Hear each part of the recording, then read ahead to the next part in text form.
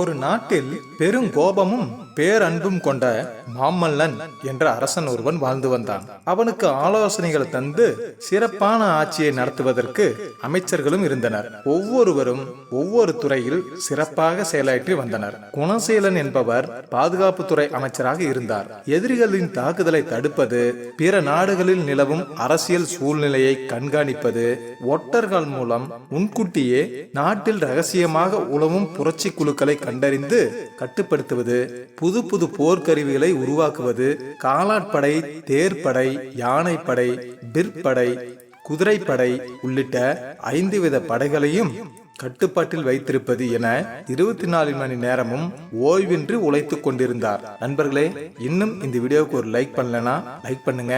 அவருடைய புகழ் பக்கத்து நாடுகளிலும் எதிரொலித்தது.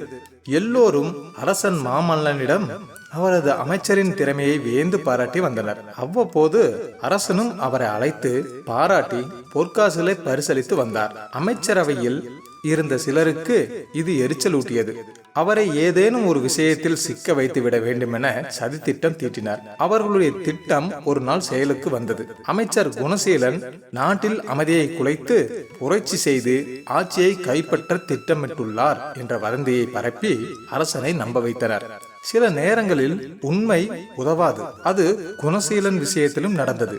எவ்வித விசாரணையுமின்றி அமைச்சருக்கு மரண தண்டனை விதித்து அரசன் உத்தரவிட்டான்.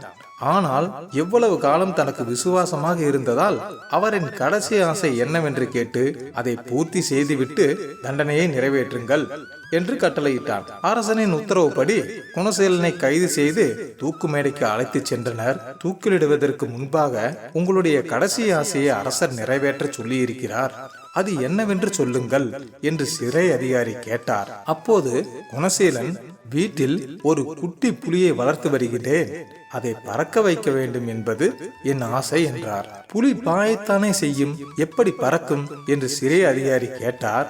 நீண்ட நாள்களாக பயிற்சி கொடுத்து வருகிறேன், என்னால் முடியும், கொஞ்சம் அவகாசம் வேண்டும் என்றார் அமைச்சர். இந்த விஷயத்தை அரசரிடம் எடுத்து சென்றால் தனக்கு பிரச்சனை ஏற்பட்டுவிடும் என பயந்தார் சிறை அதிகாரி. அதனால் அவரின் ஆசை நிறைவேறும் வரை அவரை கண்காணியுங்கள், பிறகு தூக்கிலிடலாம் என்று சொல்லி அவரை திரும்பவும் வீட்டுக்கு அனுப்பிவிட்டார். கணவன் திரும்பி வந்ததை கண்டு அவரது மனைவி சந்தோஷமடைந்தாள். அன்று இரவு மரண தண்டனையிலிருந்து எப்படி தப்பித்தீர்கள் என்று கேட்டார். தண்டனையிலிருந்து தப்பிக்கவில்லை, தள்ளி போடப்பட்டிருக்கிறது என்றார். மனைவிக்கு ஒன்றும் புரியவில்லை. கொஞ்சம் விளக்குங்களேன் என்றார். நடந்ததை சொன்னார். அது எப்படி சாத்தியம் என்று வியப்போடு கேட்டார். அரசருக்கு வயதாகிவிட்டது, அதனால் எனது முயற்சி வெற்றியடைவதற்கு முன்பே அவர் மரணித்து விடலாம், அல்லது இன்னும் சில மாதங்களில் அவர் மனம் மாறி என்னை தண்டனையிலிருந்து விடுவிக்கலாம், இல்லை என்றால் புரட்சி படையினர் வந்து என்னை மீட்கலாம். இது எதுவும் நடக்கவில்லை என்றால் ஒரு வேளை புலி பறக்கலாம் என்றார். மனைவி வாயடைத்து நின்றாள். பிரச்சனைகளை கண்டு கலங்காதீர்கள், தள்ளி போடுங்கள், வெற்றி உங்களுக்கே. அழகிய நாட்டை ஆண்ட ராஜாவுக்கு அழகான மகள் இருந்தாள். கண்டோரை கவர்ந்திழுக்கும் கட்டழகி அவள். ராஜ லட்சணம் கச்சிதமாக பொருந்தியிருந்தது. ஆனால் ஒரே ஒரு குறை, கொஞ்சம் கூன் போட்ட முதுகுடன் அவள் இருந்தாள். இந்த குறையை எப்படியும் நிவர்த்தி செய்துவிட்டால் மாசு மறுவில்லாத அழகியாக மகள் திகழ்வாள் என்று மன்னன் எண்ணினான். தன்னுடைய ராஜ்யத்தில் இருந்த கைதேர்ந்த சிற்பியை வரவழைத்தான். மகளைப் போலவே அவனை ஒரு சிலை வடிக்க சொன்னான்.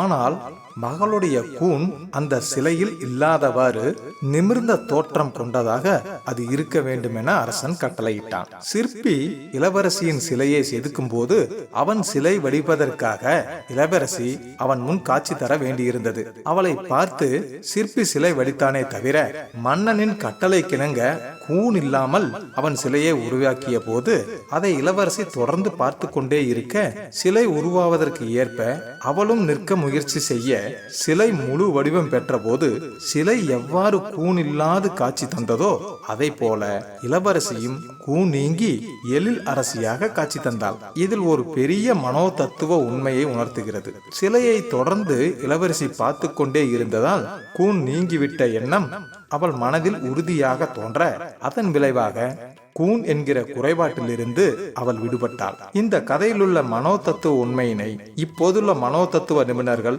அப்படியே ஏற்றுக்கொள்கிறார்கள். ஆம், மனவாழ்வு பாதிக்கப்பட்ட விவகாரத்தானவர்கள், துணை இழந்தவர்கள் நம் வாழ்க்கை முடிந்து விட்டது என்று எண்ணாமல் நாமும் வாழ முடியும், நமக்கும் வாழ்க்கை இருக்கு என்று எண்ணுங்கள், உங்களால் முடியும். இன்னும் நிறைய கதைகளை பார்க்கலாம். லைக் பண்ணுங்க, கமெண்ட் பண்ணுங்க, ஷேர் பண்ணுங்க, மறக்காம சப்ஸ்கிரைப் பண்ணுங்க. நன்றி நண்பர்களே.